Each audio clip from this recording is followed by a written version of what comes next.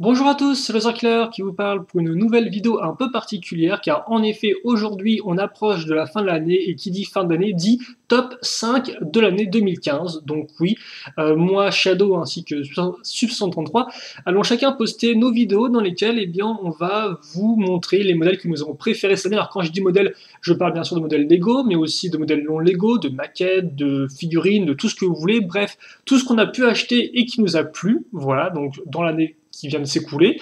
Et bien sûr, ça dans le but de vous montrer un peu ce qui nous a plu et peut-être aussi de vous faire des recommandations d'achat pour Noël au cas où vous n'auriez pas encore fait votre petite liste au Père Noël. Voilà. Donc, dans cette vidéo-là, j'ai parlé de mon top 5, j'ai parlé de mes recommandations, j'ai aussi parlé de ce qui n'apparaît pas dans le top 5, mais de ce qui pourrait quand même vous intéresser vous, enfin en parachetant de pourquoi ce n'est pas dans le top 5. Et ça on le fera après. Donc pour l'instant, commençons le top avec le numéro 5, et oui, bravo, c'est bien, vous suivez. Et donc, notre premier modèle d'intérêt public et général, c'est ce modèle-là. Donc c'est un set Lego Minecraft, The First Night en anglais, ou La Première Nuit en français, si je ne dis pas de bêtises. Et donc un modèle que j'ai choisi tout simplement parce que j'ai passé un moment assez agréable à le construire. C'était franchement pas très compliqué, hein, de la brique toute simple, de la plaque toute simple, voilà. Donc qu'on empile, qu'on assemble, et puis à la fin on a une maison qu'on peut ouvrir, comme vous pouvez le voir ici, hop là, avec des petits éléments à l'intérieur, donc avec la petite table de craft ici tirée du jeu, le petit lit, voilà, le petit four, donc la petite porte aussi qui s'ouvre, et puis de lumière. Donc un set que moi j'ai trouvé au final, très agréable à construire, qui est une partie intérieure qui s'ouvre avec des tailles, mais qui est aussi une partie extérieure dans laquelle on peut quand même jouer vu qu'on a de la surface avec le petit cochon qui est assez rigolo. On peut bien sûr aussi enlever le toit et le rassembler sur les côtés si on le souhaite comme ceci. Voilà. Donc c'est un modèle voilà, que moi j'ai particulièrement apprécié, même si bien évidemment, objectivement, en termes de construction, c'est pas non plus le top, hein, parce que les briques sont simples, la construction est simple, donc c'est vrai que voilà quoi, pour 40 euros, ça va peut-être un peu mal, sachant que au final, tout ça, vous pouvez plus ou moins le reconstruire, alors pas la même couleur, mais vous pouvez plus ou moins le reconstruire avec des briques que vous pourriez trouver dans un gros baril de briques Lego qui coûterait moins cher, quoi. Donc c'est vrai que ça peut paraître un peu nul. Il n'en reste que personnellement, n'étant même pas fan de Minecraft, je n'ai jamais joué au jeu, et voilà, j'ai trouvé ce modèle fort sympathique à construire, et personnellement, pour 40 euros, ce qui est certes un peu cher, j'ai passé un bon moment. Donc forcément, je suppose que tous ceux qui sont fans de Minecraft seront encore plus contents de moi de monter ce modèle-là, vu qu'il m'a l'air quand même assez fidèle au jeu. Et voilà, donc j'ai pas grand chose de plus à dire là-dessus. Il faut savoir qu'entre temps sont sortis d'autres modèles Minecraft qui sont aussi des structures comme par exemple la cabane dans le désert la forteresse du désert ou genre la cachette dans la neige. Mais c'est vrai qu'à chaque fois que je les vois, je me dis j'hésite à les prendre, puis je regarde le prix, puis ça me tente pas trop, donc au final j'esquive. Donc ça se trouve, ces deux modèles-là effectivement sont peut-être un peu mieux que celui-ci. En tout cas, moi c'est le seul modèle Minecraft que je possède et voilà, j'ai juste trouvé ça apaisant à construire quoi. Voilà. Alors bien sûr, voilà, un prix d'entrée un peu élevé, mais un modèle que moi je trouve complet et puis qui vous occupera. Voilà. Donc honnêtement, je pense que ça peut être un très bon set pour tous ceux qui aiment un minimum Minecraft et même pour ceux qui n'aiment pas Minecraft, ça peut être aussi assez plaisant. Voilà. Bien sûr, tant que vous sachez dans quoi vous vous aventurez en termes de pièces et de construction. Mais personnellement, moi, effectivement, c'est un modèle qui m'a agréablement surpris. Donc c'est pour ça qu'il est dans ce top en fait, parce qu'il m'a vraiment agréablement surpris. Je n'attendais pas grand chose entre guillemets, et il m'a bien fait plaisir. Donc voilà, il était juste une petite construction détente, comme ça m'arrive des fois. Ça m'était aussi arrivé il y a un certain temps quand j'ai construit un tank de la marque Jiffy. Qui m'avait fait un peu le même effet, quoi. C'était juste reposant et c'était agréable. Voilà. Après, bien sûr, j'aurais pu mettre d'autres sets en place 5, donc je vous ai montré rapidement. Donc en fait, j'aurais pu les mettre en place 5 ou genre en dehors du top, honnêtement, ça changerait pas grand chose. Donc je vais vous montrer tout de suite. Le premier, c'est le bateau Hells. Alors c'est vrai qu'effectivement, Hells, c'est un thème que je voulais un peu plus aborder, acheter, puis finalement, là encore, le temps et les moyens ne suffisant pas, je n'ai pu acheter qu'un modèle. Donc j'espère peut-être essayer de me rattraper en 2016. En attendant, le bateau Elves est très réussi, je trouve. Déjà, vous avez deux figurines qui sont plutôt cool et franchement toutes pimpantes. Vous avez un bateau qui a des couleurs qui sont claires, qui ressortent bien. Et moi, personnellement, comme je dis souvent, j'aime beaucoup les couleurs pastel, donc forcément, là, j'étais un peu aux anges. Et qui plus est, je trouve que c'est un bateau qui est intéressant aussi bien niveau construction, par exemple avec la coque du bateau qui est faite sur les côtés comme ceci ou même à l'avant à ce niveau-là, donc il y a une construction qui est assez intéressante, et qui en plus est un véhicule qui est pratique dans le sens où vous avez en un minimum de place, ils ont casé un maximum de choses. Par exemple là vous avez effectivement la partie supérieure du pont avec alors pas le gouvernail, mais la longue vue. À l'arrière, vous avez aussi un petit coin kitchenette qu'ils ont réussi à inclure entre deux murs, ce qui est plutôt réussi. Vous avez plein de petites constructions comme ça qui sont assez intéressantes avec des effets qui sont plutôt bien réalisés, je trouve. Et donc tout ça fait qu'on a un modèle qui au final est assez intéressant. Il coûte lui aussi. Alors le Minecraft coûte 40 euros, celui-là coûte 30 euros. Si vous voulez avoir les prix, même si ça fait un peu commercial quoi. Mais voilà, donc vous avez. Franchement, ce bateau-là était. Je trouve qu'ils ont réussi à faire quelque chose en termes de construction était plus intéressante que le set Minecraft, vu que c'est pas juste de l'empilement de briques, après vous me direz normal c'est du Minecraft, euh, tout en gardant un aspect compact, voilà. Donc c'est compact, c'est jouable et c'est une construction intéressante. Que demander de plus? Ben moi je ne sais pas. Donc ça aussi effectivement ça peut être une suggestion. Donc vraiment un très joli modèle qui je pense en plus représente bien la gamme, couleur intéressante et avec les figurines qui vont bien. Donc, voilà. Hop là. Et enfin un dernier modèle qui est un peu plus sérieux, que je pourrais aussi vous conseiller en 5, c'est donc le sous-marin Lego City, que j'ai construit récemment. Et donc lui, je pourrais vous conseiller, donc il coûte aussi 30 euros normalement, parce qu'il est très complet. Voilà. Donc contrairement, donc là vous avez vraiment trois types de, j'ai envie de dire, de modèles assez différents dans lesquels vous pouvez choisir. Car en effet, Minecraft c'était une structure, donc vraiment la structure avec un décor, etc., et trois figurines. Le set Elves c'était véritablement qu'un seul véhicule, donc un bateau mais compact et complet. Et là vous avez effectivement un véhicule plus une structure, trois figurines, un requin, et donc on a vraiment un modèle qui est complet et qui est bien réalisé. Après, la construction en elle-même du sous-marin est intéressante, mais un peu symétrique forcément du fait du design même du véhicule, donc ce qui fait qu'effectivement elle est peut-être un peu moins intéressante que le bateau Elves. Néanmoins, il reste que c'est un set qui a beaucoup de jouabilité et donc je peux vous conseiller là encore un peu en cinquième position parce que moi, voilà, il m'a pas fait, si vous voulez, les trois modèles m'ont vraiment fait trois impressions différentes. Avec le set Minecraft, j'ai été agréablement surpris, j'ai passé du bon moment, un bon moment à construire. Avec le set Elves, c'est plus après coup, je me suis rendu compte qu'effectivement, c'était vraiment un modèle qui était intéressant par ses différents aspects. Et pour celui-ci, effectivement, c'est vraiment plus le côté jouabilité et le côté complet qui va marquer. Voilà. Et en plus, le côté vraiment très solide du modèle. Donc, vous avez vraiment trois aspects différents sur lesquels vous pouvez un peu juger et qui, moi, m'ont plu. Mais après, voilà, par exemple, effectivement, c'était pas vraiment une grosse surprise ce modèle-là, si vous voulez, contrairement à cette Minecraft. Et bien sûr, aucun de ces modèles n'avait vraiment l'étincelle qui fait que souvent, j'ai choisi un set par rapport à un autre. Je pense que le seul qui a vraiment une sorte d'étincelle, c'est vraiment le set Minecraft. Donc si vous dites, ouais, le Zerkiller il triche un peu, il fait un top 8 ou un top 5, enfin un top 7, je devrais dire, eh bien, faites comme si le Minecraft c'était vraiment que mon numéro 5. Voilà. Mais il en reste que je peux très facilement vous recommander les sets Elves et City, qui fonctionnent très bien en termes de construction et de jouabilité. Donc voilà pour ça, on passe maintenant au numéro 4. Et le numéro 4, eh bien, alors là encore, effectivement, c'est un peu particulier, avec moi c'est toujours un peu particulier de toute façon, parce que je vais pas vous présenter un set, mais deux modèles Lego Bionicle. Alors en effet, ce que je plaçais en position 4, c'est plus le thème en lui-même que vraiment une figurine en particulier, même si j'ai quand même fait un choix, parce que sinon je pense que Shadow allait me taper dessus, c'est Shadow qui était un peu à l'initiative de ces tops-là, et qui, vous allez voir, Shadow fait des meilleurs tops que moi, quoi. Lui, il y a quand même des choix un peu plus distincts. Il a une poursuite d'ailleurs, mais de toute façon, je pense que quiconque est moins indécis que moi arrivera à faire un véritable top. Donc oui, non, effectivement, j'ai mis Bionicle, le reboot de Bionicle, en quatrième position. Tout simplement, alors pourquoi je l'ai mis en 4, pourquoi je ne l'ai pas mis en 1 par exemple, alors comment, alors je pense qu'on est plutôt bien placé, voilà, en plus ils sont tous les deux, ils sont très jolis tous les deux, même si c'est un peu, peut-être un peu trop éclairé, ouais bon, comme ça. Voilà. Donc effectivement, le reboot de Bionicle, le retour de Bionicle, enfin, dans les étagères de vos centres commerciaux et magasins de jouets, en position 4, tout simplement parce que si vous voulez, c'est un retour, entre guillemets, donc un retour de Bionicle, qui est assez réussi, je dois avouer, objectivement parlant.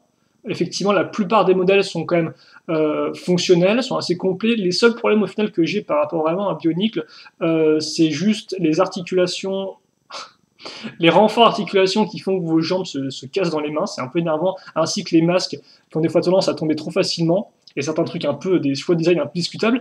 Mais effectivement, hormis ça, si on prend le thème dans sa globalité, on a un thème qui est quand même assez réussi, et au final, j'ai envie de dire, quel que soit le modèle que vous allez acheter, il y aura assez peu de chances d'être véritablement déçu, quoi. Chacun des modèles fonctionne plutôt bien, vraiment correct en termes de design, en termes d'articulation, donc au final, il n'y a pas vraiment de mauvais choix quand vous allez acheter un modèle Bionicle. En effet. Mais après, c'est vrai que moi, j'ai pas eu particulièrement d'étincelles, quoi, de trucs qui m'a fait dire ah ouais, ce modèle-là, franchement, c'est vraiment bien, c'est vraiment un must-have. Alors effectivement, il faut aussi préciser que je n'ai pas du tout acheté la vague 2. J'ai pu la construire avec Shadow, donc là encore, effectivement, en vague 2, je pourrais, si je souhaitais vous conseiller quelques modèles comme Skull Slicer, celui avec les 4 bras, ou encore celui avec les 2 haches, ou encore même le modèle avec Ekimu, donc qui fonctionne plutôt bien, l'espèce de double modèle qui, pour son prix, est quand même très sympathique en termes de contenu.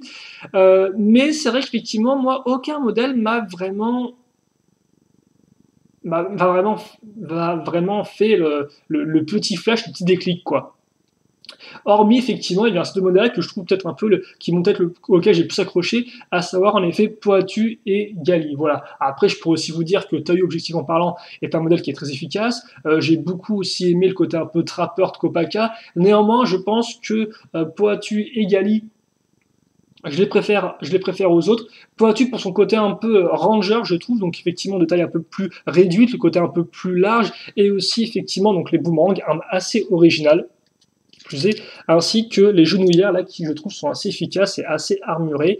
Aussi le retour du marron, il me semble que du marron on n'avait pas tant que ça en Hero Factory, alors je peux carrément me tromper, mais il me semble qu'effectivement pendant de longues années on a eu du jaune à la place du marron parce que c'était plus vendeur en termes de couleurs, donc là enfin on a le retour d'une teinte de marron qui fonctionne bien, donc ça fait vraiment plaisir à voir. Gali quant à elle est aussi une figurine que j'apprécie tout particulièrement, aussi bien pour l'imprimé qu'à son torse. Alors les imprimés qu'on a sur les torses, les bustes plutôt devrais-je dire, les plastrons, sont vraiment réussis, c'est quelque chose que j'ai beaucoup aimé dans ce retour de Bionicle.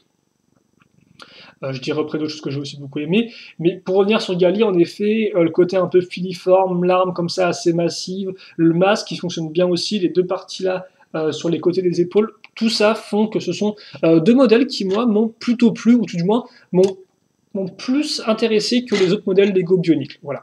Donc c'est pour ça que je choisis ces deux-là. Après, ils sont plus ou moins à égalité. Hein. Il n'y en a pas peut-être un qui est mieux que l'autre. Voilà. Je trouve qu'honnêtement, les deux se valent vraiment. Autre chose aussi que j'ai beaucoup aimé dans le retour de Bionicle, c'est le petit lien avec les protecteurs, qui est exploité plus ou moins en début d'année avec effectivement la recherche des masques dorés, puis après qui s'est un peu dissoute, qu'on a fallu faire place effectivement au travail d'équipe, qui n'a jamais vraiment trop pris place, je dois avouer. Quoi qu'il en soit, c'est aussi un élément que j'ai beaucoup apprécié. Alors, effectivement, protecteur, j'en ai pas mis dans ma sélection, même si là encore j'aurais pu en inclure parce qu'ils fonctionnent tous assez bien, même si au début quand je les ai construits j'étais un peu déçu par le côté un peu disproportionné, genre petit masque et corps et bras assez massifs. Après on s'y habitue un peu mieux. Si je vous conseille un protecteur, néanmoins peut-être que ce serait celui du feu, rien que pour sa construction qui est un peu différente des autres, voilà, un peu plus custom. Après honnêtement, la plupart se valent, voilà. Là encore je n'ai pas vraiment de particulier qui ressortirait par rapport aux d'autres en fait. C'est ça le truc, c'est que au final, sur les modes de Bionicle, si vous voulez, pour moi, il est plutôt réussi, mais il m'a pas non plus vraiment bouleversé, ou il m'a pas non plus vraiment donné super envie de retourner à fond dans les ballons dans l'histoire, quoi. L'histoire est pas trop mal, mais là encore, si je me rapporte juste, par exemple, aux animations qu'on a les animations vidéo, bah, c'est pas non plus le top, quoi. Hein. Des petites vidéos de 2 minutes 30, sympathiques, mais c'est pas non plus génial. Voilà, honnêtement, j'ai pas grand chose à dire sur Bionicle. Je vois, ouais, ça m'a un peu passé sur le côté. C'est un bon thème, mais après, moi, en tant qu'affect, il n'y a rien de particulier, quoi. J'aurais aussi apprécié effectivement si on avait peut-être eu des nouveaux toits, des nouveaux personnages, et pas à nouveau Tahu, etc. Même si, bon, là encore, forcément, même s'ils s'appellent Tahu, ils ont plus beaucoup de rapport avec les anciens personnages, si ce n'est leurs couleurs, leurs éléments, et forcément leurs masques aussi qui ressemblent. Et donc ça, effectivement, d'un côté, c'est aussi un peu ce que j'avais... à l'époque, quand j'avais un peu discuté d'un éventuel retour à Bionicle, j'avais dit, en termes de storyline, moi, ce que j'aimerais bien voir, c'est qu'effectivement, on ait des nouveaux personnages, mais normalement, on ait des références à des vieux événements. Comme ça, en fait, si vous voulez, les nouveaux fans étaient à fond dans la nouvelle histoire, mais les vieux fans comprenaient les références et tout. Et les références, bien sûr, n'étaient pas un problème à la compréhension de l'histoire de façon globale. Par exemple, on a eu des citations par rapport à des personnages. Et je me rends compte qu'au final, Lego a plus ou moins fait ça, mais avec les sets en eux-mêmes. C'est-à-dire qu'effectivement, ils ont repris des vieux personnages, Tahu, Kopalka, etc., ce qui fait que les vieux fans les reconnaissent. Par exemple, là, moi, en tant que vieux fan, je suis capable de reconnaître les similarités qu'il y a entre ce masque-là et l'ancien masque de Poitu. Mais néanmoins, ces références n'empêchent pas les nouveaux fans qui n'ont jamais connu de Bionicle, effectivement, eh bien, d'apprécier les figurines pour ce qu'elles sont et d'apprécier les designs pour ce qu'elles sont, quoi. Et donc, c'est effectivement, Lego a réussi un peu ce côté-là, mais au niveau des designs. Après, voilà, moi, j'aurais aimé avoir peut-être d'autres couleurs, avoir d'autres toits, mais bon, ça, après, bon, en soi, ça change pas grand-chose, je suppose. Hein. Les modèles qu'on a sont quand même assez réussis. Et on peut quand même noter le côté sympathique, entre guillemets, de Lego d'avoir voulu vraiment rendre ce modèle-là complet.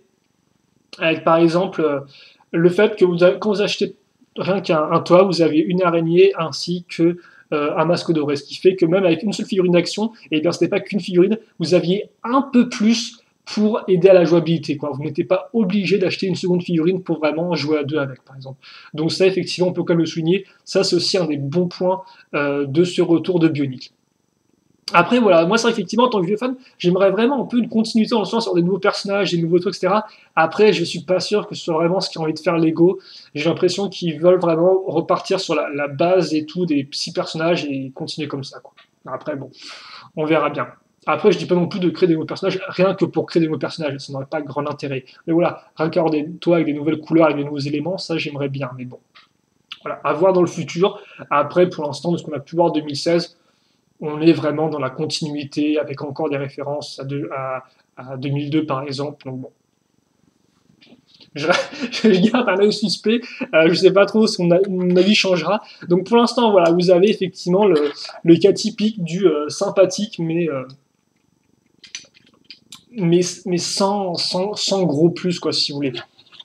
Tout du moins de mon côté. Après, ça reste des bons modèles. C'est vrai que j'ai pas été plus touché que ça par ces modèles-là. Enfin, en tout cas, bref, je blablate et tout, et vous allez dire, la vidéo va durer 15 plombs, hélas. Et j'aurais peut-être dû effectivement un peu réviser ce que j'allais dire auparavant sur ces modèles. Ensuite, on passe au troisième donc, de notre top 5, et le troisième, c'est, eh bien, alors, l'Ultra Interceptor, je n'ai même plus son nom. En tout cas, c'est ce modèle-là, Ultra Agents, qui m'a un peu pris par surprise, je dois avouer. Alors, Ultra Agents, c'est vrai que c'était depuis 2014, c'était un thème que je voulais aborder, puis je sais pas pourquoi, mais question de temps, question d'argent, au final, j'ai jamais vraiment pu m'y mettre, et je suis passé à côté de toute la vague 2014. Et donc, je me suis dit en 2015, il faut quand même que je fasse quelque chose, vraiment que je m'y mette. Et donc, j'ai choisi ce modèle-là, et j'ai pas été déçu. Parce que, honnêtement, c'est un modèle qui est assez efficace. Alors, je vous mets 3 figurines, je vous mets aussi le truc de l'application mobile que j'ai pas vraiment compris comment ça marchait parce que je suis une vieille personne. Voilà. Donc, effectivement, au niveau du modèle, déjà c'est un modèle qui est assez complet, je trouve. Vous avez un véhicule avec les grosses roues qui fait une bonne taille, vous avez à côté un petit mecha qui est fort sympathique avec Toshikita, vous avez 4 figurines en tout, vous avez aussi un petit chien robot qui est une super idée, et donc tout ça déjà fait qu'on a un modèle qui bien, est assez complet, les couleurs en plus fonctionnent bien, le mecha tel quel est bien articulé, et avec sa petite taille, on peut faire quelques bonnes petites pauses. Donc après celui-là coûte quand même 50 €, ce qui n'est pas non plus donné. Mais pour ce prix-là, vous avez vraiment, bien, un modèle qui, moi, m'a vraiment intéressé, aussi bien en termes de construction que de design, que de contenu, quoi. Et donc, c'est ça aussi la différence, peut-être par rapport au top enfin le 5 qui contenait aussi des sets systèmes, c'est que celui-ci, je trouve qu'il a bien réussi à réunir beaucoup de choses que j'appréciais, quoi. Il a réussi à réunir le côté jouabilité, le côté complet, avec deux modèles qui sont tous les deux distincts, un robot, un véhicule roulant, un bon grand nombre de figurines, plus un petit chien robot. Il a réussi aussi à attirer mon attirance pour tout ce qui est un peu design plus futuriste, un peu de SF, donc avec le mecha ainsi que le gros buggy, voilà. Et donc déjà on a le côté design qui est réussi. Et enfin la construction qui est assez intéressante parce que là encore, comme c'est deux constructions qui sont assez différentes l'une de l'autre, un robot d'un côté et d'autre un véhicule, et bien forcément vous avez aussi une diversité aussi bien dans le design que dans la construction. Voilà. Après la construction n'est pas non plus des plus complexes, on est d'accord là-dessus, mais il en reste que, et bien tout ça en font pour moi un modèle qui est très solide et qui fonctionne assez bien, quoi. Après là encore, j'ai pas vraiment pu acheter d'autres modèles Ultra Jones, si ce n'est hélicoptère, donc je peux pas vraiment comparer les modèles, mais celui-là, je trouve, pour son prix, possède un bon contenu et fonctionne bien. Donc c'est pour ça qu'effectivement, je l'ai mis en troisième, parce qu'il y a eu un petit truc avec ce modèle-là quand même. Je trouve que Lego s'en est bien sorti, on a un modèle qui fait une bonne taille, et donc il fera vraiment plaisir à tous les garçons, et éventuellement à toutes les petites filles. Donc voilà. Voilà pour ce modèle Ultra Jones. Comme ceci. Et donc c'est vrai qu'après, effectivement, contrairement en bionique, où j'ai un peu étendu tout mon blabla, là j'ai pas grand chose de plus à dire sur celui-là. Donc il fonctionne plutôt bien. Il a des suspensions, il peut rouler, il a un chien robot, vous avez compris, c'est la fête. Enfin non mais franchement, oui, je pourrais vous le conseiller celui-là. Mais après voilà, là encore, c'est vrai que c'est un peu le problème, c'est que comme j'ai pas d'autres modèles de la gamme, je pourrais pas vraiment vous dire ouais, est-ce que c'est le meilleur modèle de la gamme, est-ce que c'est celui-là que vous devrez prendre en particulier. Mais moi en tout cas, pour quelqu'un qui était. C'était mon premier modèle Ultra Jones et il m'a vraiment bien plu. Voilà. Donc je peux effectivement vous le conseiller.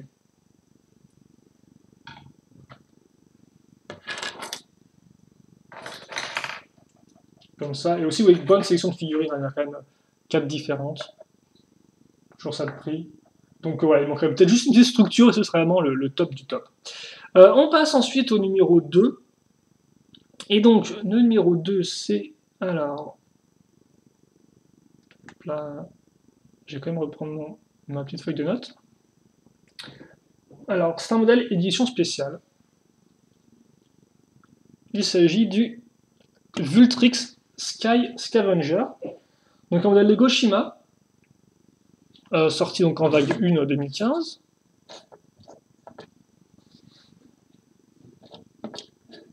Voilà. Et là encore, un modèle qui, sur le papier, ne me faisait pas grand-chose, je dois avouer. Et puis quand je l'ai monté, j'ai été agréablement surpris parce qu'en effet, c'est un modèle qui est vraiment intéressant, sur 2 points surtout. Le premier, c'est le design. Alors le design, franchement, alors oui, on dirait effectivement une espèce de partie bleue là, c'est là, une pointe. Donc oui, déjà le design, avec ce côté un peu très mécanique, je trouve, et qui est vraiment différent des autres avions Shima qu'on a pu avoir par le passé, avec ce côté un peu rafistolé avec les réacteurs mis sur le côté comme ceci, tout en longueur, avec la tourelle un peu arrière, ce qui fait un peu avion de guerre mondiale, par exemple, dans l'idée. Et puis ensuite aussi, surtout, ce qui est intéressant de ce modèle-là, c'est la construction. La construction avec tout un mécanisme, effectivement, ici, donc pour lever ou descendre les ailes. Et donc ça, c'est vraiment fun à construire parce que vous avez toute la partie centrale qui est entièrement différente de la partie avant avec le cockpit ici. Et aussi, on va laisser un peu là comme ça, avec les deux parties qui vont comment dirais-je, s'assembler sans spécialement utiliser des tenons. Ça fonctionne vraiment bien. Et enfin, dernier élément quand même, c'est aussi la jouabilité. C'est que effectivement ça, si je le souhaite, je peux le retirer pour faire une sorte de mini véhicule. Là, vous avez à nouveau un bec avec les parties là qui peuvent se soulever. Vous pouvez aussi retirer toute la partie arrière pour faire un mini planeur. Alors forcément, ces véhicules pris indépendamment l'un de l'autre. Attendez, hop là. Donc peut-être pas non plus les designs les plus complets du siècle, on est d'accord là-dessus. Et enfin, ça, donc, ça fait une sorte de structure que vous pouvez relever, une sorte de tour un peu de contrôle opératif. Et donc, voilà, vous avez un 3 en 1, comme vous pouvez le voir, avec en plus, bien sûr, je l'ai mis un peu sur le côté, mais vous avez aussi un véhicule Phoenix qui est là aussi ok, qui n'est pas non plus extraordinaire. Mais voilà, rien que ça, en fait, si vous voulez, c'était vraiment une surprise parce que la construction est vraiment intéressante avec les différentes techniques et le mécanisme qu'on inclut. Honnêtement, on met pas mal de mécanismes dans Shima, donc avec toute la vague feu et glace, vu que forcément les véhicules de glace, normalement, eux, se divisaient, tandis que les véhicules de feu, eux, sont censés pouvoir se transformer. Donc ça fait qu'on a pas mal de mécanismes. Mais celui-là, franchement, il m'a particulièrement marqué. Donc pour son mécanisme, donc sa construction aussi, le design, et enfin la jouabilité. Voilà, rien qu'avec le 3 en 1, ça fait qu'avec un simple véhicule tel quel, on peut en tirer 3 véhicules, et donc forcément ça démultiplie la jouabilité. Voilà. Donc c'est pour ça qu'effectivement j'ai choisi ce modèle-là. C'est un modèle qui a pas vraiment tapé dans l'œil. Après j'aurais pu vous choisir aussi d'autres modèles Shima, et d'ailleurs je vais vous les montrer, ce que je pourrais aussi vous conseiller parce qu'ils m'ont aussi bien intéressé. Mais monsieur temps, il n'y a pas vraiment de mauvais modèles Shima en 2015. Peut-être le modèle entrée de gamme qui est un peu particulier, l'espèce de véhicule avec les roues. Mais mis à part ça,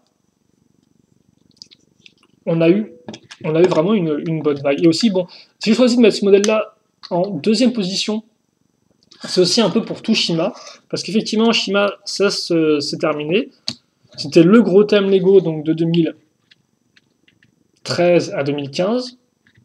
Il va être remplacé donc par le gros thème qui est Nexonites en 2016. On en parlera d'ailleurs juste un peu après le top. Et donc c'est vrai qu'effectivement, bah voilà, Shima, ça, quoi qu'on en dise, parce qu'effectivement je pense que ça n'a peut-être pas eu la pause que j'ai compris, mais bon là encore j'ai pas vraiment de sources fiables, ça a peut-être eu un peu moins de succès que ce qui était escompté, ça a peut-être eu un peu moins de succès par exemple que Ninjago qui fonctionne toujours aussi bien. Il en reste quand même qu'on a eu beaucoup de modèles et on a eu beaucoup de sets vraiment intéressants, avec des designs véhicules slash animaux qui fonctionnaient bien, avec vraiment un univers qui était quand même assez construit. Le côté des 6 tribus honnêtement c'était quand même je trouve assez nouveau, parce qu'habituellement, c'est vrai que Lego a tendance à faire juste, au final, eh bien, deux ennemis, quoi. Les gentils, et après, vous avez vos méchants. Ninjago, je veux dire, fait pareil, hein. C'est juste que Ninjago, forcément, du fait de 5 années derrière lui, arrive à avoir plein d'ennemis différents. Mais là, effectivement, au moins, Shima a essayé un truc, quoi. A essayé ce côté animal, enfin, figurine animale, donc qui était pas non plus... Enfin, on a quelques figurines monstres auparavant, mais là, ils avaient un peu remis ça au goût du jour. Et surtout, côté, voilà, vous aviez presque 6 tribus dès le début. Alors après, voilà, l'histoire était peut-être un peu moins comme ce que j'avais pensé de base, peut-être un peu plus enfantine, mais bon, là encore, comme je suis pas vraiment le cœur de cible, c'est pas vraiment à moi de juger ça. Il en reste que je trouve quand même Lego s'est bien débrouillé avec Shima. On a eu beaucoup de véhicules intéressants, on a eu des personnages qui étaient assez bien designés, donc honnêtement, j'aurais pas dit non à plus de Shima, encore plus quand on sait que dans le jeu Lego Dimension, dans le monde Shima, j'ai pas spoilé, mais sous et sous l'eau, il y a des petits trucs intéressants, et j'aurais bien aimé effectivement une vague un peu sous-marine avec des véhicules animaux sous-marins, donc une sorte de, par exemple, de sous-marin Raymond, des trucs comme ça. Ça aurait vraiment pu être intéressant, en plus que on a eu des thèmes déjà aquatiques par le passé, un peu particuliers comme par exemple Atlantis, mais Atlantis c'est vraiment des gros monstres contre des sous-marins humains, quoi. Peut-être un peu futuriste, certes, mais humains néanmoins. Donc là, je pense qu'on aurait pu encore faire un peu quelque chose de différent, et c'est dommage. Mais j'aurais bien aimé effectivement voir une vague un peu comme ceci. Donc bon, quoi qu'il en soit, je voulais vous présenter d'autres modèles que j'aurais pu vous recommander parce qu'ils m'ont bien plu. Le premier, ce sera le Tormach Shadow Blazer. Alors effectivement, la boîte...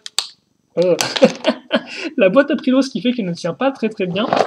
Alors oui, effectivement, je m'excuse, mais tout ce qui sera un peu suggestion comme ça, je vais vous montrer directement le mode d'emploi de la boîte, parce que sinon ça m'aurait pris un peu trop de temps à tout remonter. J'espère que vous n'en voudrez pas trop. Donc oui, le Tormach de Blazer, qui a un mécanisme tout simple, le fait de pouvoir simplement se transformer en véhicule tigre ou panthère, mais moi personnellement, comme je ne sais pas du tout ça, et bien quand je l'ai monté, j'ai été forcément agréablement surpris. Alors forcément, là j'ai un peu de vous spoiler l'intérêt de la construction, mais il en reste que moi, c'est un véhicule qui m'a bien plu. Et honnêtement, j'ai envie de dire, un véhicule qui m'a bien plu, c'est mieux c'est mieux qu'un modèle qui me laisse dans l'indifférence, parce que bon, des modèles Lego qui me laissent dans l'indifférence, ou que je trouve sympa sans plus, il y en a quand même pas mal, quoi. Bien sûr, ça n'empêche pas qu'ils peuvent être objectivement bien réalisés, quoi. Mais après, c'est vrai qu'en termes d'émotion, il y en a qui font plus ressortir des choses que d'autres. Et lui, effectivement, voilà, lui m'a bien plu, j'ai trouvé que c'était assez simple, mais ça fonctionnait bien, quoi. Ça me rappelait tous les espèces de voitures téléguidées, ou radiocommandées, qui ont qui peuvent tourner au centre, en fait, si vous voulez. Donc, vous pouvez les faire elles peuvent se casser la tronche dans tous les sens et elles resteront toujours à rouler toute droite. Ça m'a un peu rappelé ça, ce véhicule-là, et donc j'ai bien aimé. Autre modèle que je peux vous recommander, la Forteresse Mammouth est pas trop mal en termes de structure. Elle est un peu simplette, elle coûte aussi quand même assez cher, c'est vrai.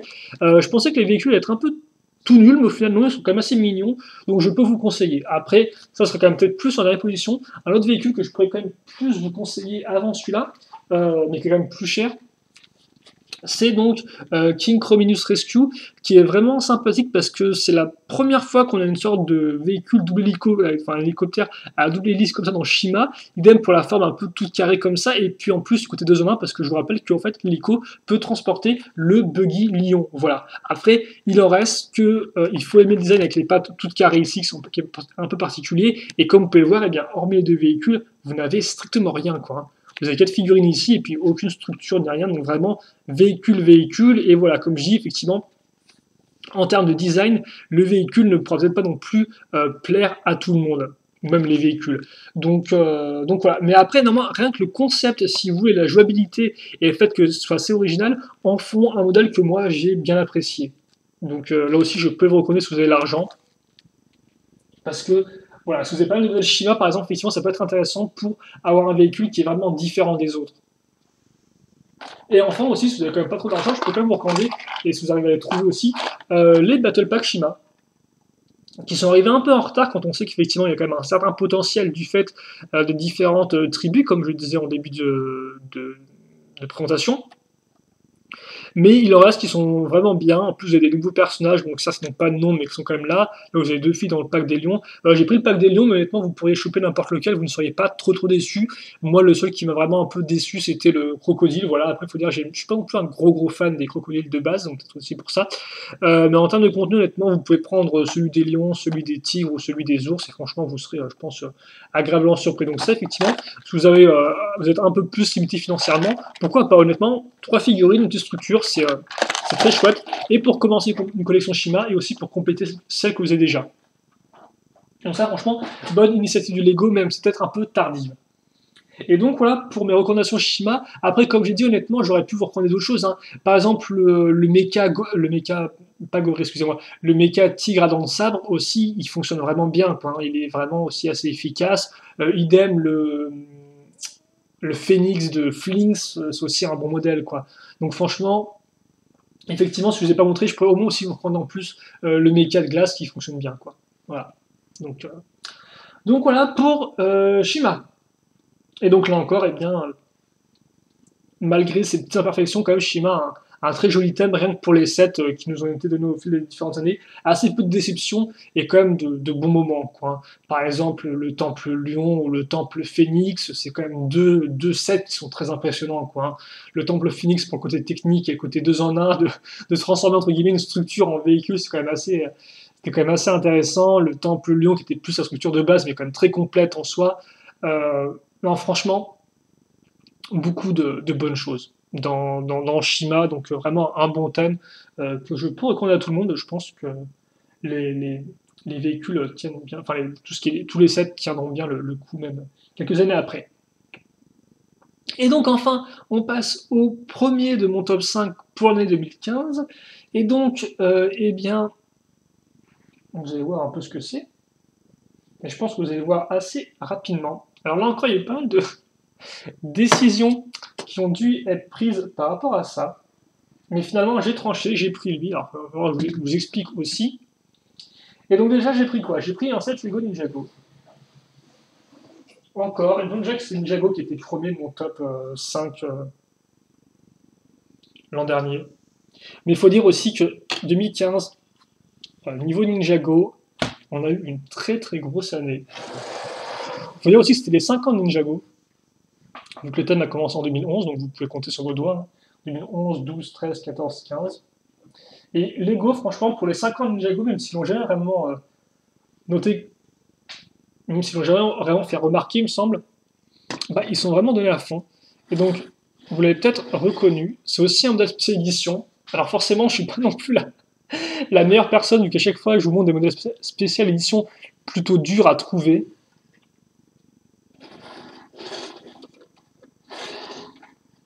Mais donc, c'est la ville ou la cité de Styx. Alors, la cité de Styx, euh, il a, c'est quand même c'est un de mes sites préférés vraiment, euh, qui m'a vraiment marqué en fait, si vous voulez. Même par rapport à, même par rapport à toutes les différentes années qu'on a pu avoir passer, même par rapport depuis le moment où j'ai recommencé à vraiment acheter des Lego System en masse, etc. Quoi. Mais c'est, je pense, un des meilleurs sets que j'ai pu construire. Alors bien sûr, c'est un avis très subjectif. Objectivement parlant, ils ne sont pas parfaits, où il y a plein de trucs que vous pouvez redire, etc., etc.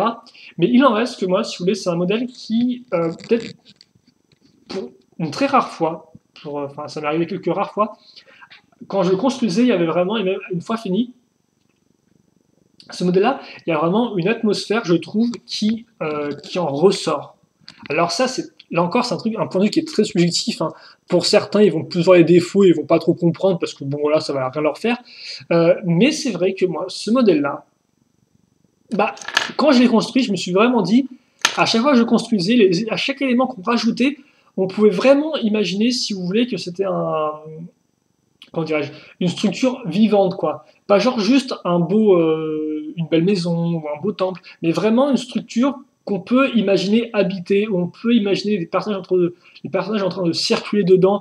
On peut imaginer par exemple, et donc ça, bon, j'ai quand même peut-être mettre les figurines avant. Il y a aussi la masse des figurines, même si les figurines, c'est pas ce qui m'a le plus impressionné dans le set, même si elles sont bien, elles sont correctes. D'ailleurs, c'est bon, j'en ai mis.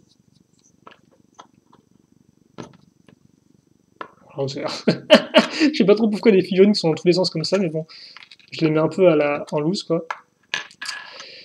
Mais donc, où commencer avec la cité de Styx. Donc, comme je disais, effectivement, c'est un modèle qui fait ressortir beaucoup d'émotions et qui rend l'atmosphère du fait de plein d'éléments de design différents. Déjà, et il y a aussi beaucoup d'éléments qui sont assez uniques, vous avez tout le côté aquatique. Dans Ninjago, jusqu'à présent, on l'a pas eu vraiment de côté maritime, de côté aquatique. Donc déjà, c'est une différence qui est marquante. Donc déjà, vous avez ce concept de une structure qui n'est pas un simple temple qui est sur la terre, mais une structure qui est sur l'eau, sur pilotis. Ce qui fait qu'on a certes la structure, mais on a aussi déjà un aspect organique avec la pierre ici, qui d'ailleurs en plus regorge un mécanisme un peu de pirate avec une trappe secrète. Le côté pirate et le côté maritime, vous retrouvez aussi avec par exemple le canon à ce niveau-là, avec aussi là comme port la petite tour de guet qui est faite d'un gouvernail ainsi qu'une barille typiquement de pirate, ainsi bien évidemment que le bateau à ce niveau-là. Qui plus est, vous avez aussi un côté un peu, je trouve,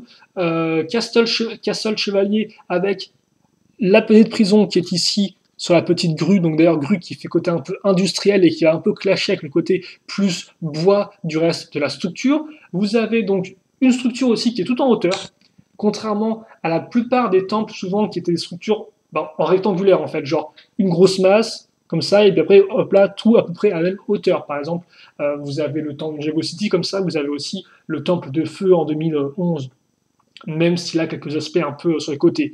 Là, effectivement, on a vraiment une sorte de tour, avec en plus, effectivement, ce module-là, vous pouvez incliner comme vous voulez. Donc déjà, on n'a pas vraiment un gros bloc, si vous voulez, on n'a pas une sorte de gros bloc uni. On a plus un élément, on a plus une structure qui est organique, et ça déjà, ça fait vraiment la différence, parce que du côté organique, eh bien, ressort le côté vivant, ressort un côté fluide, si vous voulez, du modèle. Par exemple, vous pouvez, avec votre personnage, directement, être ici, descendre là, monter l'échelle, arriver sur la partie centrale, monter les différents étages, ou après repartir ici, et après prendre le bateau avec le petit pont qui est à ce niveau-là, avec le petit ponton, port, si vous préférez. Et donc tout ça fait qu'on a vraiment un modèle pour moi qui est, enfin, si vous voulez, qui est hétérogène parce qu'il cumule plein d'éléments différents, mais il arrive à faire ça vraiment super bien.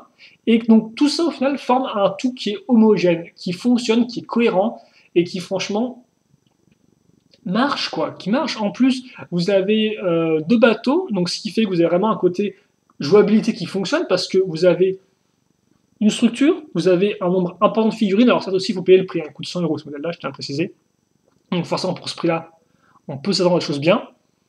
Et vous avez en plus deux véhicules, donc un véhicule gentil, en plus un véhicule méchant, en plus des bateaux à savoir Ninjago, là encore, en plus un bateau pour Samurai X, là encore un personnage qui est des fois un peu délaissé entre guillemets, même si pas tant que ça au final quand on y repense.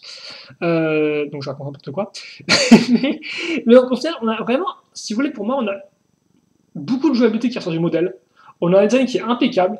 On a une construction qui n'est pas non plus extraordinaire parce qu'elle n'est pas non plus ultra technique, mais si vous voulez néanmoins qui est diversifiée, aussi bien parce que vous avez construit aussi du bateau, mais de la structure, et une structure qui est assez différente, vous avez pu construire par le passé, en plus chacun des étages est vraiment différent de l'un de l'autre. Là c'est une prison, là c'est la boutique donc, de Rodin, donc là encore un élément assez intéressant pour la storyline, et qui est vraiment intéressant avec plein de petits artefacts ici et là, avec par exemple les pièces comme ça, les ailes utilisées aussi bien pour faire des draps, ça rend très bien, que pour faire la côté du bateau ici. Donc non, franchement, ce modèle-là, c'est un modèle qui, déjà de base, je l'attendais.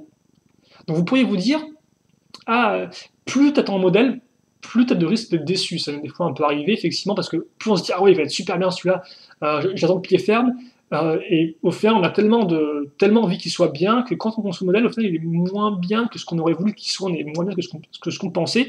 Et ça aurait pu m'arriver avec ce modèle-là, mais au final, non, pas du tout.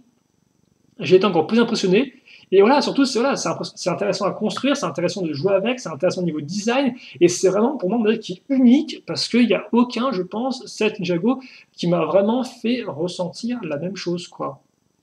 Il y a d'autres modèles Ninjago qui étaient très bien, si vous voulez, mais lui, franchement, il a ce côté, il dégage une atmosphère, et ça, c'est vraiment, vraiment quelque chose pour moi qui est unique en son genre. Après, bien sûr, ça, c'est mon avis personnel, là encore. Comme je dis, vous, ça se trouve, vous allez voir le modèle, vous allez dire, ouais, mais bon, il a un peu des trous ici, ouais, bon, la construction est beaucoup plus généraliste, tout. Il y a des trucs qui vont pas vraiment vous plaire, mais c'est vrai que moi, voilà, quoi. Donc, et après, vous allez dire, ouais, mais le Sort Killer, quand même, en 2015, des modèles Ninjago, il y en a eu pas mal, il y en a eu des gros aussi qui sont assez impressionnants. Et surtout, le Zerg Killer, pourquoi c'est lui le premier et c'est pas le Temple Ninjago qui coûte 200 € et qui est super détaillé? Et effectivement, eh bien, on va répondre à ces questions-là dans l'ordre. Alors déjà, oui, je pense que Lego a fait très fort en 2015 avec Ninjago parce qu'on a vraiment eu beaucoup de modèles. Il faut savoir qu'on a eu 2 vagues entièrement complètes, alors que souvent de base, vous avez une vague, vous avez une partie de vague, en vague 1, vous avez 6 modèles, et en vague 2, vous avez genre 3-4 modèles qui sont plus chers. Là, Lego s'est dit, non, je vais faire 2 vagues complètes, entières. Donc déjà, voilà, ça c'est complet. Et puis en plus, si on revient sur la vague 1 elle-même était, entre guillemets, sous-divisée en deux, quoi. D'un côté, vous aviez un peu le tournoi, et de l'autre, vous aviez le côté jungle. Là encore, les divisions de prix un peu. Donc ça fait qu'effectivement, cette Ninjago, elle est complètement folle, quoi. En termes de nombre de cette sortie, de contenu, elle est vraiment super imposante. Et, et c'est vrai que c'est assez fou quand j'y repense, quoi. Peut-être que Lego essaie de se rattraper parce qu'effectivement, en 2013, ils avaient fait une seule vague pour, je pense, laisser un peu la place à Shima. En 2014, on a eu Rebooted qui avait eu juste 2 modèles, si je dis pas de bêtises, en vague 2. Voilà. Donc là, effectivement, ils se sont dit, bon, il est quand même temps un peu de remettre Ninjago à fond les ballons, et effectivement, ils l'ont remis à fond les ballons. Et donc, on a eu plein de modèles. Et donc, effectivement, j'aurais pu vous suggérer d'autres modèles. Et donc, bon, on va commencer tout de suite, hein, parce qu'il y a de quoi faire. Alors, on va commencer déjà par la vague 1, effectivement, si vous voulez quelques recommandations niveau vague 1. Alors, je peux vous recommander Lava Falls, qui est le modèle entrée de gamme de la première vague, et qui est un très bon modèle première entrée de gamme, si vous voulez, qui est peu cher, qui est complet, petit mécanisme, structure de figurines. Très bien, ça. Ensuite, je vais peut-être pas mettre ça ici. Ensuite, vous avez, alors, attendez, des modèles un peu, ah non, je ne l'ai pas sorti celui-là, ah, j'ai carrément zappé, donc je le dirai à l'oral, vous m'excuserez, j'ai dû zapper de le sortir, c'est un problème, bon, on va enchaîner. Ensuite, vous avez le quadricoptère, que je mettrai en fait au même niveau, si vous voulez, qu'un autre véhicule aérien de la première vague, à savoir le Boulder Blaster. Ces 2 véhicules aériens, je trouve, qui ont vraiment bien réussi leur job, à savoir être original, donc avec ce côté un peu vieux avion qui a Cole, mais avec le côté un peu futuriste, avec l'aspect un peu mitrailleur de l'avant, et qu'on a hélicoptère qui a Skylor et qui fonctionne vraiment bien. aussi en termes de design, etc., et de figurines incluses. Donc ça, c'est aussi deux vraiment bons modèles. Ils coûtent tous les deux 30 euros, je crois. Donc à vous de voir lequel vous préférez. Et enfin, un peu moins cher, c'est le Dojo Showdown, qui lui, en termes de construction, est moins intéressant que ces deux-là, parce qu'il est vraiment très simple, la structure est vraiment assez simpliste, même je pourrais dire. Genre, vous voyez une photo du modèle, vous avez déjà tout vu en fait, il n'y a, pas de truc caché. Néanmoins, pour 20 euros, je trouve qu'il est assez complet. Vous avez 4 figurines dedans, donc Kai ainsi qu'un Cultisal à Condrai et 2 personnages qui font partie du tournoi. C'est le seul set où vous pouvez les trouver d'ailleurs. Donc, qui plus est, comme le tournoi des éléments est un élément très important de la première vague 2015, ça reste vraiment. Ça en fait en set encore plus intéressant. Excusez-moi. Et donc voilà. Donc non, effectivement, ça c'est les modèles que je pourrais vous conseiller pour la première vague. Après, en fait, celui le problème de la première vague, c'est qu'il y a eu beaucoup de modèles qui étaient bien, qui étaient typiquement sympathiques, mais sans plus, en fait. Par exemple, je prends un exemple, l'Electromech ou encore le Buggy de Lloyd, c'est des modèles, par exemple, le Buggy de Lloyd, bah, c'est un Buggy, quoi. Sympathique, au demeurant, bien construit, mais sans plus, quoi. Et donc, j'ai eu beaucoup cette impression-là avec la première vague 2015. On avait beaucoup de modèles, mais peu vraiment qui avait la petite étincelle en plus. Là encore, je m'excuse pour ce terme-là qui est très subjectif. Voilà. Mais après, voilà, par exemple, même la structure serpent fonctionne bien, hein, et c'est un très joli modèle aussi. Il aime le dragon de Zane dans son genre est plutôt intéressant, assez futuriste et tout. Mais ça, effectivement, moi, il n'y a vraiment pas grand-chose qui est ressorti. Après, j'étais un peu déçu par Ninja de BX Messager Jet. Et par contre, effectivement, à l'inverse, la vague 2, si vous voulez, qui était elle beaucoup plus coûteuse, parce qu'effectivement, contrairement à la Vafalls, donc entrée de gamme à 10 euros, à 8 euros, même si je dis la bêtise, le modèle entrée de gamme de la vague 2, lui, il coûtait 20 euros. Et directement après, il fallait mettre 40 euros pour continuer à acheter les modèles. Donc, c'était cher, certes.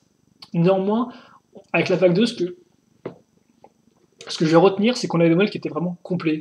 Ce qui fait que, quel que soit le modèle que vous alliez acheter, même si là je vais un peu montrer un contre-exemple, mais c'est pas trop grave, vous aviez à chaque fois beaucoup d'éléments. Par exemple, à 20 euros, vous aviez la moto de Cole, vous aviez un fantôme, vous aviez des fantômes hurleurs, et vous aviez aussi un petit dragon, quoi. Idem, par exemple, je reste un peu mitigé, par exemple, sur le dragon de vous. Il reste le dragon de vous, vous avez le dragon, une structure, vous avez une petite charrette, vous avez plusieurs figurines, donc là encore, vous avez vraiment à chaque fois du contenu qui est intéressant. Les seuls modèles où il y a vraiment un contenu qui est un peu moindre, je dirais, c'est peut-être, enfin, en termes de diversité pure, c'est peut-être le combat des titans, même si les deux mecs sont plutôt réussis, franchement. Et une modèle que je vais montrer tout de suite, mais que moi j'ai beaucoup apprécié, c'est donc le J Walker One. Ça, c'est vraiment un véhicule que j'ai beaucoup aimé, quoi. J'ai aimé le côté plat, j'ai aimé le côté asymétrique, avec d'un côté un gros canon, de l'autre un côté un peu vide, donc le côté un peu divisé en deux, qui m'a rappelé certaines Hot Wheels que j'aimais bien d'époque. Les figurines sont bien équipées, vous avez Bancha qui est la fantôme, enfin la générale fantôme que je préfère. La structure en soi est un peu plus anecdotique, certes, mais il en reste que voilà, c'est vraiment un modèle que j'ai aimé. Après, voilà, je ne peux pas vous dire, ouais, il est super complet ni rien, mais c'est vrai que moi, je l'ai beaucoup apprécié. Après, là encore, hélas, il est édition spéciale et il coûte, je crois, il me semble pas que c'est 40 euros, il me semble que c'est quand même plus 30 euros. Donc, vous irez voir par vous-même. Mais voilà. Alors ensuite, qu'est-ce que j'ai. Alors, j'avais un en mode d'emploi, je vois qu'il est. Je me demande si j'ai pas. Allez, là, voilà. En vague 2, ensuite, ce que je pourrais aussi vous conseiller. Là encore, par contre, ah oui, bah tiens, un autre modèle qui est loin d'être complet, donc j'avais pas trop des contre-exemples, mais en général, effectivement, la vague 2, en termes de contenu, j'ai trouvé plus complète que la vague 1, mais forcément, c'est aussi dû au prix, quoi. Je veux dire, quand vous achetez le Buggy Lloyd à genre 20 euros, forcément, voilà, quoi, vous n'allez pas avoir une tonne de choses, c'est normal. Euh, donc oui, le Ronin Rex, j'ai beaucoup aimé ce véhicule, là, vraiment bon design, mais après voilà, tout le reste qui est inclus avec n'est pas spécialement intéressant. Mais si vous voulez un véhicule aérien qui est original, franchement, le Ronin Rex, je trouve qu'il a bien fait il a bien fait le job. Donc vous pouvez y aller. Véhicule aérien, encore des véhicules aériens, mais à chaque fois les autres arrivent à les rendre assez originaux, je trouve. Honnêtement, la seule fois où c'était pas vraiment original, et encore on aurait pu critiquer, c'était entre le Jet de Kai, justement, par rapport au Jet de Jay. deux effectivement jets un peu supersoniques, un peu futuristes, et encore, les deux sont différents. Mais après, tout le reste, Ninja Copter, véhicule de la vague comme ça, etc., ils ont réussi vraiment à faire des choses intéressantes. Par contre, autant Ronin Rex, voilà, c'est vrai que c'est Ronin Rex, j'ai bien aimé. J. Walker One, j'ai vraiment bien apprécié, mais c'est vraiment plus personnel. Autant là, le modèle que je vous montrer tout de suite, ça fait vraiment une recommandation. Il est presque à même niveau par rapport à la C2 Styx. C'est le Destiny's Bounty. Le Destiny's Bounty, j'ai pris beaucoup de plaisir à le construire. Il a des mécanismes qui sont vraiment intéressants et c'est vraiment en plus un beau modèle en termes de design et en termes de mécanismes, etc. En plus, en termes de contenu, vous avez un autre dragon qui fonctionne plutôt bien. Honnêtement, le premier Destiny's Bounty, il m'avait rien fait de particulier. Genre pile poil, genre ouais, c'est un bon petit modèle, mais voilà, moi, il m'avait pas plus déclenché d'émotion que ça. Autant celui-ci, il est vraiment mais super classieux, quoi. Le seul problème avec lui que j'ai, je crois, c'est le fait que les ailes sont en plastique. Ça casse le côté un peu classieux du modèle avec ses couleurs un peu plus bois, raffiné, etc., quoi. Mais mis à part ça et tout, c'est un très joli modèle. Qui plus est, avec les périodes de Noël, vous pouvez maintenant le trouver à moins de 100 euros. De base, il coûtait 120 euros. Hein. Maintenant, vous pouvez le trouver, je crois, à 80 euros, peut-être, dans les magasins. Donc, franchement, foncez, quoi. C'est vraiment un super prix et c'est un super modèle, quoi. Comme Power Model et mode d'emploi est super épais. Euh, là encore, je ne l'ai pas pris parce qu'il m'a pas vraiment pris au trip comme la C2Styx. Néanmoins, il est vraiment en haut du panier, quoi. C'est vraiment un des plus jolis modèles Ninjago, je pense, pour moi. Et bien sûr, un des plus jolis aussi, c'est celui-ci. Forcément, j'en ai parlé tout à l'heure, c'est le temple du Erjitsu. Donc le temple du Erjitsu, en fait, j'étais peut-être même un peu mal parce que il est presque hors compétition. Alors après, bien sûr, c'est un top, donc il est pas vraiment censé d'égalité entre les modèles, quoi, en termes de jugement. Mais c'est vrai qu'effectivement, lui, voilà, c'est un modèle particulier, il coûte 200 euros. À ce prix-là, les designers peuvent faire tout ce qu'ils veulent, donc c'est pour ça qu'effectivement, je jugeais un peu hors compétition. Après, néanmoins, même si je ne prends pas ça en compte, j'ai quand même préféré choisir la cité de Styx. Je vais y arriver. Tout simplement parce qu'en fait, si la cité de Styx, elle est pour moi presque parfaite. Dans le sens où la construction, vous avez jamais rien que vous faites en x2 ou presque pas dans l'idée. À chaque fois, c'est du nouveau contenu, c'est original, et c'est pas vraiment le cas avec le temple. Le temple, forcément, du fait de son design, va imposer que vous construisiez plusieurs éléments de façon identique. Et ça, effectivement, c'est ce qui arrive quand vous construisez la tour centrale qui est ici. Il y a beaucoup de choses que vous allez construire qui sont très répétitifs, ce qui fait qu'en termes de construction pure, c'est compréhensible parce que voilà, l'idée n'est pas de faire quelque chose de chaotique comme la C2 Styx, mais de faire quelque chose de propre. Et donc forcément, ça passe par une construction qui est un peu plus monotone. Et ça, hélas, effectivement, quand on construit, effectivement, eh bien, on est un peu moins dedans parce que voilà, on a fait la même chose déjà 3 fois auparavant, c'est un peu moins intéressant. Et ça, je trouve, Styx n'a pas ce problème-là. Contrairement au temple qu'il a, et ce même si vous construisez sur plusieurs jours, ce qu'effectivement j'ai fait, hein, j'ai construit le temple sur plusieurs jours. Et bien même avec ça en tête, vous avez quand même ce côté un peu rébarbatif qui revient. Après, néanmoins, là encore, il faut remettre ça dans le contexte. Certes, c'est rébarbatif, mais après, vous avez quand même ça et ça, deux modules à part entière qui, eux, sont entièrement différents de la tour centrale et donc qui ont entièrement leur propre identité et leur propre construction. Et donc forcément, ça aussi, c'est une force du modèle, quoi. Idem, en termes de mécanisme, il y en a moins que là, et aussi, c'est aussi pourquoi j'ai pris Styx, parce que Styx, il y a plus de jouabilité selon moi et de mécanisme que le temple. Là encore, le temple, c'est pas son objectif premier, c'est plus censé être un joli modèle, et il est très joli, mais il en reste qu'effectivement, à ce niveau-là, ce modèle-là s'en sort un peu mieux. Par contre, après, là où il y a un avantage pour moi dans le temple, c'est la sélection de figurines. Forcément, avec tous les ninjas plus Misako, qui est enfin en version 7, ça fait plaisir, quoi. Seul problème, le fait qu'ils n'aient pas leur coupe de cheveux. Mais mis à part ça, Le temple, c'est un très très joli modèle. C'est un très joli modèle et c'est pas juste joli en fait. Parce que malgré ce problème de construction, c'est aussi intéressant à construire parce que vous reconnaissez, si vous êtes un tant soit peu connaisseur de culture asiatique, enfin vous y intéressez un tant soit peu, vous allez reconnaître ces structures-là, par exemple ce type d'habitation avec le toit un peu penché, lisse, avec le côté un peu haché, vous allez reconnaître là les toits comme ceci, hein, j'ai plus le nom, mais inclinés. Donc au final, c'est un très joli modèle qui est intéressant à construire, mais voilà. Il m'a pas fait pareil que Styx en fait. Donc c'est le genre de modèle, en fait, si vous voulez, Styx, c'est vraiment différent en fait. Donc si vous voulez, c'est pas dans la même catégorie quoi. Même si celui-là est très réussi, j'ai pas eu le même ressenti quoi. C'est juste ça. Et donc c'est vrai qu'après voilà, c'est pas du tout objectif parce que je vais me dire ouais mais bon là Styx c'est un peu dépareillé etc. Le temple effectivement est beaucoup plus propre et c'est pas faux. Mais voilà, Styx a eu vraiment un effet sur moi qui est incomparable et que j'ai pas retrouvé avec le temple de Jago City. Même si le temple a aussi son atmosphère qui est propre. On imagine bien effectivement que c'est un lieu de détente pour les ninjas. Il a l'air paisible. Vous avez effectivement ces structures qui sont érigées comme ça, toutes droites, qui sont un peu solennelles, qui sont. Vous imaginez un peu le calme quand vous construisez effectivement l'atelier de Senseiu avec son petit truc à pinceau. Honnêtement, il y a plein de détails là encore dans le temple qui fonctionnent bien et qui sont d'un niveau presque équivalent, j'ai envie de dire, à la C de Styx, quoi. Par exemple, les petites poules à côté du marché avec les petits rangements à pain, voilà, là encore, vous pouvez vraiment vous mettre là aussi dans la structure, quoi. Donc au final, les deux sont presque à même niveau, mais là encore, comme je dis, au final, le temple, lui, coûte 100 € de plus, donc forcément, qui sera, entre guillemets, mieux, voilà, à mon goût. Donc, je sais pas. Je sais pas. Mais là encore aussi, le temple, il y a des trucs voilà, qui m'ont un peu gêné, la construction un peu répétitive, mais qui était certes nécessaire, et le pont à l'avant qui est un peu dommage, et les coupes de cheveux.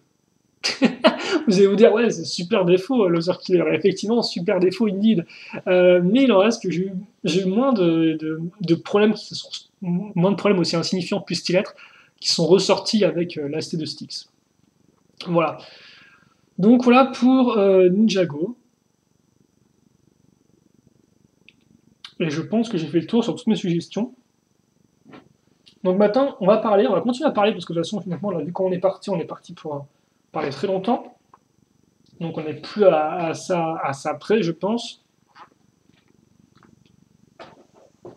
Donc je vais maintenant parler rapidement de ce qui n'est pas apparu dans le top, des grands absents du top, parce que peut-être certains vous allez vous demander, bah oui, mais pourquoi ce n'est pas apparu dedans?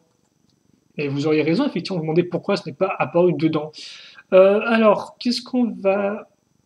je vais peut-être garder ça en fond pour l'instant. Donc, le premier qui est totalement random, d'ailleurs vous-même vous devez plus en souvenir, c'est ça.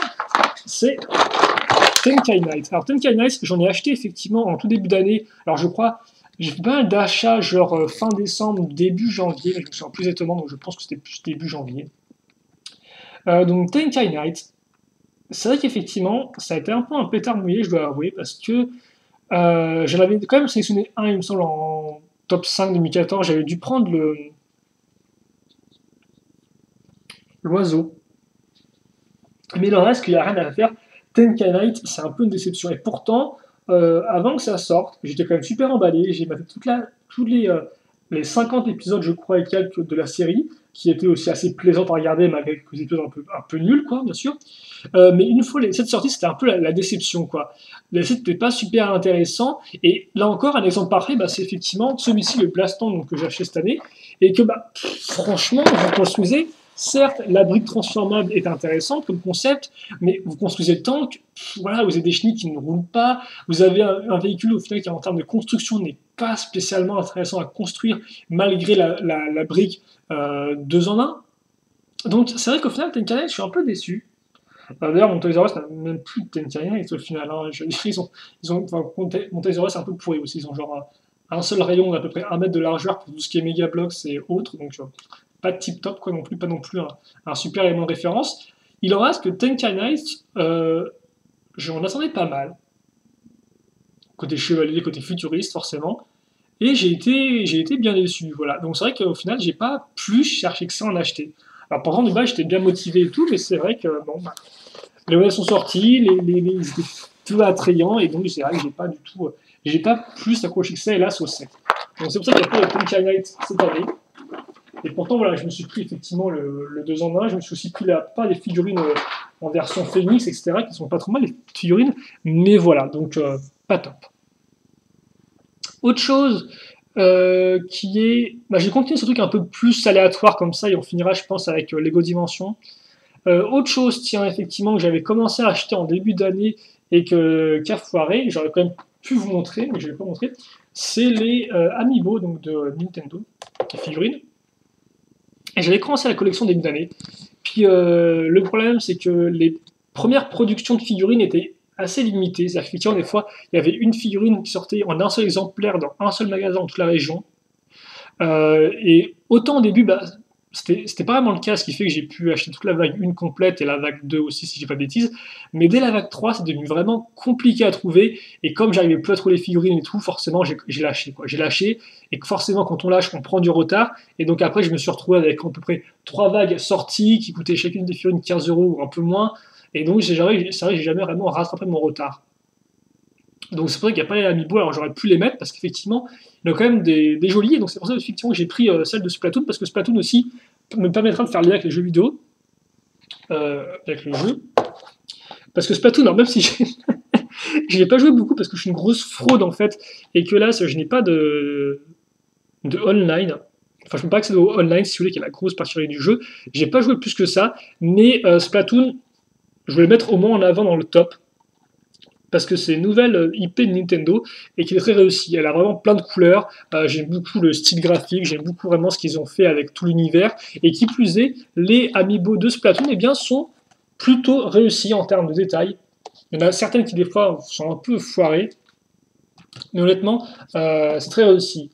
D'autant plus que là encore, nouvelle IP, donc nouveaux personnages, et les Squid Girl et les Squid Boys sont vraiment des personnages très réussis, donc là encore avec l'univers. Donc voilà, je voulais avant tout mettre en avant les Amiibo et Splatoon surtout dans mon top, donc voilà qui est fait. Même si là j'ai un peu lâché. N'hésitez pas à me dire si vous voulez voir comme des vidéos d'Amiibo sur la chaîne ou pas. Je pourrais en faire avec ce que j'ai, je suppose. Et s'il y a vraiment une grosse demande, je pourrais m'en remettre à en acheter un peu plus. Voilà. Donc voilà pour tout ce qui était un peu jeu vidéo, j'ai pas trop pu jouer cette année, mais bon j'ai jamais trop le temps à vrai dire de m'y mettre sérieusement.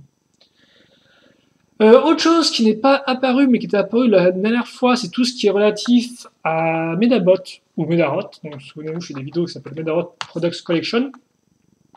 Et pourquoi il n'y a rien eu cette année? Alors, il y a quand même eu des nouveaux achats. Alors, il y a eu des achats, effectivement, surtout en milieu d'année et en fin d'année.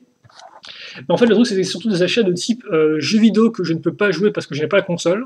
Génial, ou manga que je peux regarder les images, mais que je ne peux pas comprendre l'histoire. Donc autant vous dire, il n'y a pas vraiment eu de figurines ou de trucs vraiment exceptionnels qui méritaient d'être mis dans un top, si vous voulez, même si j'ai bien complété ma collection de manga, par exemple, de bouquins.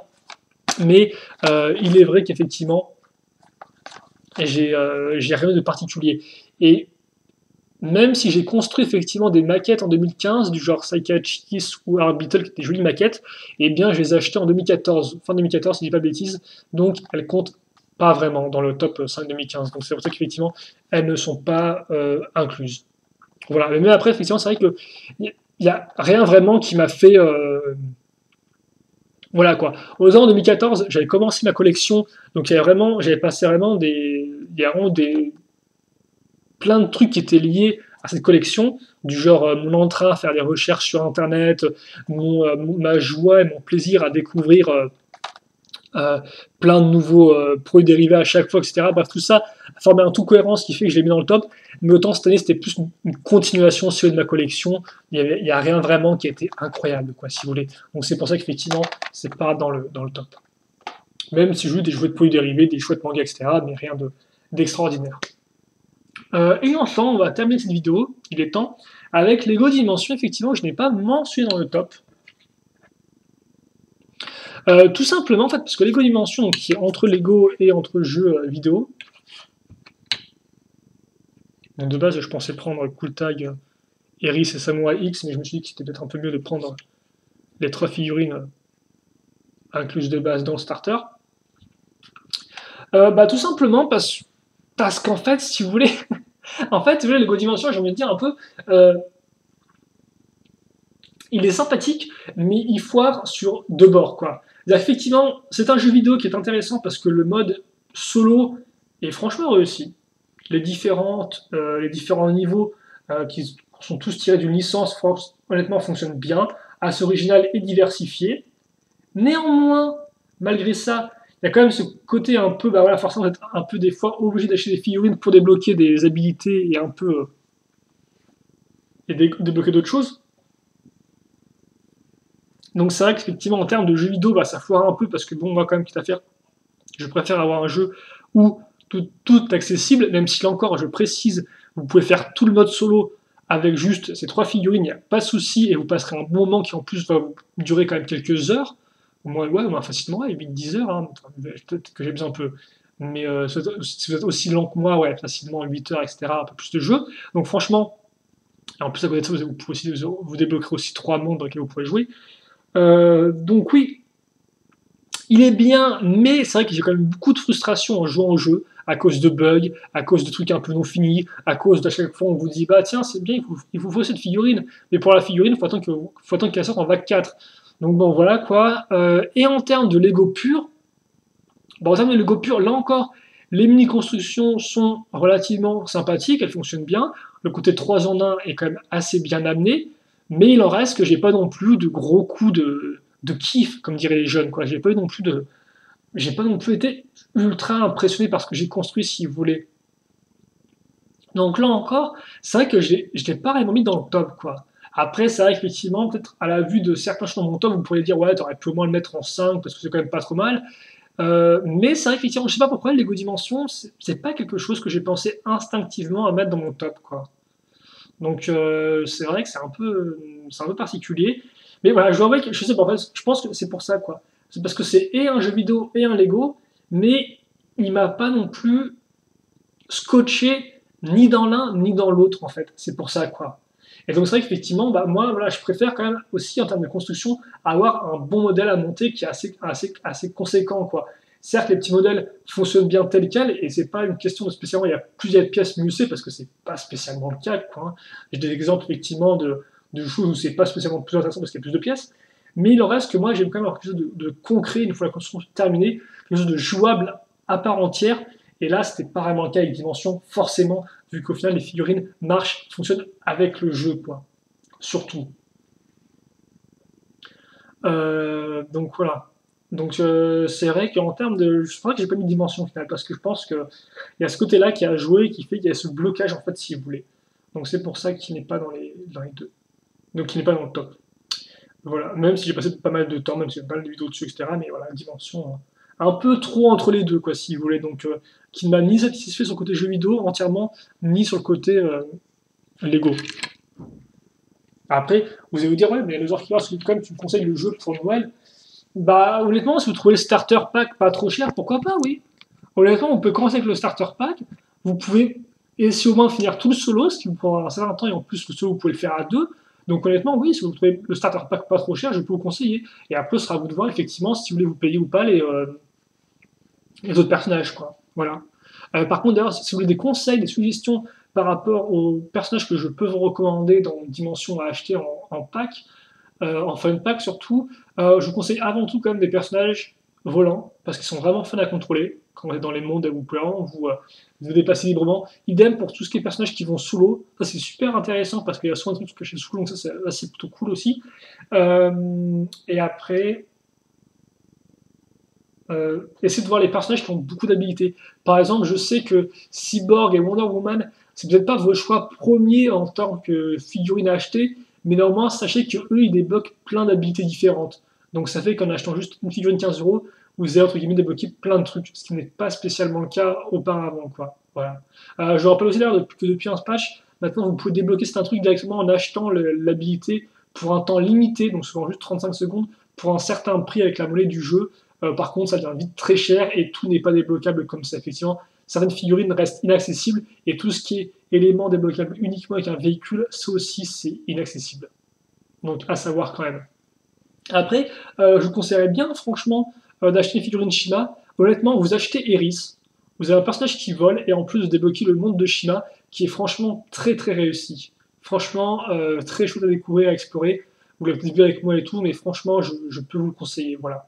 Ça, c'est effectivement pas une licence entre guillemets de jeu vidéo, la Doctor Who ou la Portal qui peut attirer, ce qui est compréhensible, mais honnêtement, ça fonctionne bien. Et franchement, il reste un bon personnage, donc franchement, ouais. Ça, c'est une figurine que je pourrais vous conseiller, en effet, en pur avis personnel. Voilà, donc je pense qu'on a fait le tour. Grosse vidéo, je pense que je vais me faire taper sur les doigts parce qu'elle est quand même super longue cette vidéo. Néanmoins, c'est plus une vidéo voilà, que vous pouvez écouter en fond sonore quand vous faites autre chose à côté, je pense. Et puis surtout, c'est un peu une vidéo de fin d'année. Donc voilà, donc vous pourrez la regarder pendant vos vacances de Noël, je suppose. Et donc certes, 2015 n'est pas fini. Néanmoins, pour moi, ça allait un peu dans ma tête, car en effet, je ne compte pas trop acheter de modèle 2015. Là, je vais surtout économiser pour 2016. Et 2016, vous pouvez vous demander, eh bien, qu'est-ce qui va arriver sur la chaîne. Eh bien, forcément, ce qu'on a déjà fait auparavant, donc Bionicle, il y aura du Bionicle. Ninjago, il y aura du Ninjago. Il y aura du Nexo-Knights. Nexo-Knights, au début, je n'étais pas trop impressionné quand on a vu des leaks d'images. Donc des leaks, LEAK, ça veut dire grosso modo que des images sont diffusées sans l'autorisation de Lego sur Internet. Donc c'est vrai que souvent c'est des images un peu prototypes, et effectivement ça n'avait pas trop convaincu. Mais là, depuis quelque temps, on a maintenant toutes les images définitives qui ont été publiées sur les serveurs Lego. Et c'est un thème que j'attends avec impatience. C'est un thème visiblement Lego mise beaucoup. On a beaucoup de modèles là encore derrière le thème. Donc je suis vraiment à nouveau à fond derrière. Donc voilà. Et il y a peut-être aussi d'autres thèmes. Donc en vrac, il y a du Elves qui m'intéresse. Il y a quelques modèles Lego City et Lego Technique aussi. Voilà. Aussi, j'ai pas mentionné, il y a du Frozen qui va ressortir en Lego. Il est vrai qu'effectivement, j'ai fait du Lego Frozen, plutôt la Reine des Neiges, en Lego. Je l'ai pas mis dans le top parce qu'effectivement, c'était un beau modèle, mais pas non plus trop marqué que ça, même si c'était assez bien fait.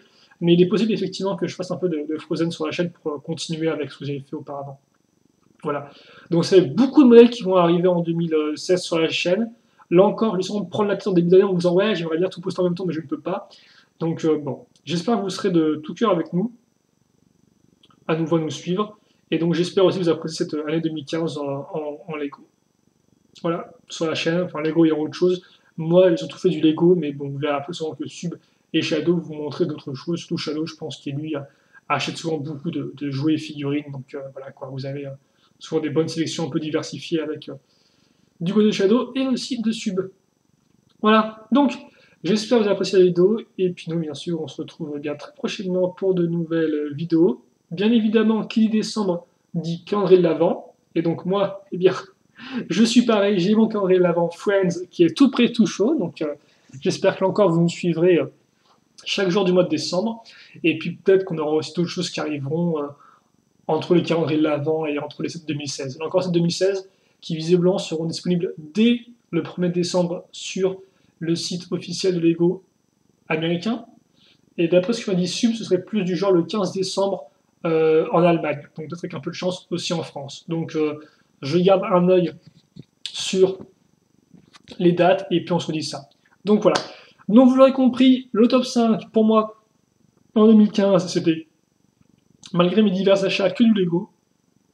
En position 5, vous aviez donc la maison Minecraft, qui était juste un modèle sur lequel j'ai pu me détendre. Je vous ai aussi quand même conseillé le véhicule, le bateau Elves ou alors le sous-marin très complet. En numéro 4, vous avez donc le retour de Bionicle qui fonctionne bien, qui est assez efficace, qui moi personnellement par exemple m'emballe moins que Ninjago en termes de comparaison. Si on veut comparer deux thèmes qui ont tous les deux une histoire, tous les deux des personnages, etc., c'est vrai que Ninjago continue à vraiment être très performant.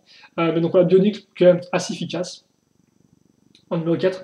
En numéro 3, j'ai pris le thème Ultra Jones parce qu'honnêtement, c'est vraiment un thème que je trouve qui complémente pas mal de choses que j'apprécie moi, à savoir une bonne jouabilité, diversité de construction, de personnages, de contenu, et en plus avec une thématique un peu SF futuriste. Donc c'est pour ça que je l'ai mis parce que franchement, c'est un modèle que j'ai bien apprécié. En numéro 2, j'ai pris donc le Vultrix Sky Scavenger, qui était un chouette modèle Shima. Alors en même temps, quand même, j'ai remercié bien, le thème Shima, je vous dis au revoir parce qu'il nous a délivré beaucoup de bons modèles en 3 ans.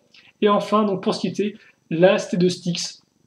Mais franchement, comme j'ai dit, Ninjago 2015, beaucoup de modèles et beaucoup de bonnes choses. Donc honnêtement, j'aurais pu aussi vous conseiller le Destiny's Bounty, j'aurais pu vous conseiller pour ceux qui ont plus d'argent, forcément, le Temple Ninjago. Et comme vous avez pu le voir, je vous ai conseillé beaucoup de modèles différents. Tous, franchement, comme je dis en vague 2, ils sont tous complets la plupart, donc à chaque fois, même si vous n'aimez pas une partie, il y aura une autre partie qui pourrait être intéressante.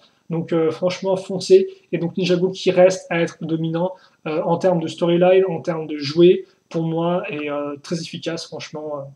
Avec là encore, on a eu 2 saisons qui ont eu leur haut et leur moins encore, mais qui étaient vraiment bien. Franchement, toute la première partie de la saison 1, avec le tour des éléments, j'ai beaucoup apprécié. Après, quand c'est revenu un peu avec les serpents, forcément, j'étais un peu... Bah, en fait, on va dire que là, si vous voulez, avec les Anacondrail, on retrouvait un peu les serpents, donc bon, c'était un peu comme avant, un peu comme en 2012, c'était un peu dommage, parce qu'on avait plus trop de serpents, mais bon, il y avait un peu cela qui me gênait un peu. Alors par contre, je trouve qu'avec 2015 vague 2, même s'il y a eu un lien effectivement avec Moreau et il y a un lien effectivement avec Moreau et le passé, il en reste que Lego a vraiment réussi à un peu remettre une nouvelle histoire depuis zéro, quoi. Ils ont introduit un nouveau lieu qui était intéressant avec Styx.